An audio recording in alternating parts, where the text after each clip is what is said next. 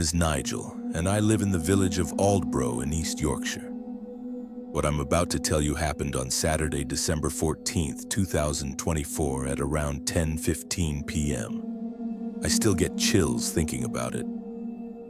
I'd gone to bed early that night because my back was killing me. My wife was already asleep beside me and my daughter had her boyfriend over.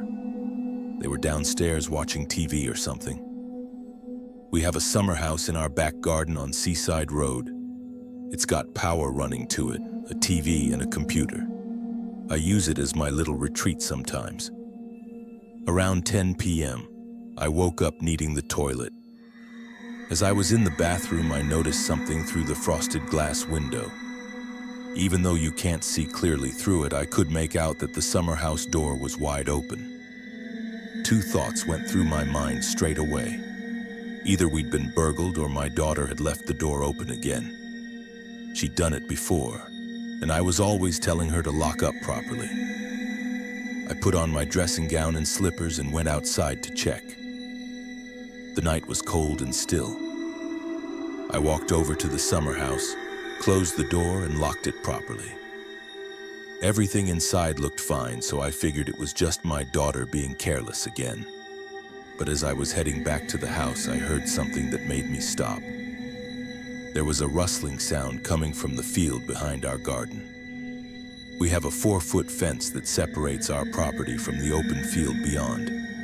The sound was like something running through the long grass, but it wasn't quite right. It was too rhythmic, too deliberate. Being curious, I decided to try something I used to do when I was younger. I started making a distressed rabbit sound, the kind I used to make when I was calling to attract foxes. I thought maybe I'd see what was out there. That's when I noticed something coming towards me.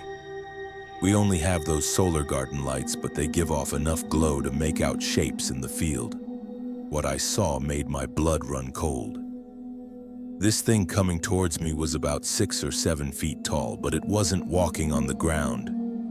It was hovering about a foot above the grass, gliding towards me in complete silence. As it got closer, I could see it was wearing what looked like a monk's robe or habit. But this wasn't any ordinary robe. It was transparent, like it was made of shadow and mist. I could see through it to the field beyond, but it was definitely there. The thing came right up to our fence, and that's when I saw its face. It didn't have a face, it had a skull. A human skull where a face should be. Empty eye sockets that seemed to stare right through me. The skull was white and clean, like it had been polished. I stood there frozen for what felt like hours, but was probably only a few seconds. The thing just hovered there on the other side of the fence, staring at me with those empty sockets. There was no sound, no movement, just this terrible presence. Then my survival instincts kicked in. I ran back to the house faster than I'd moved in years, locking every door behind me. I got back into bed, my heart pounding so hard I thought it might wake my wife, but I didn't wake her. I didn't want to sound crazy. I lay there for hours, staring at the ceiling, trying to convince myself I'd imagined it all. Maybe it was just the shadows playing tricks on me. Maybe I was more tired than I thought. But I knew what I'd seen.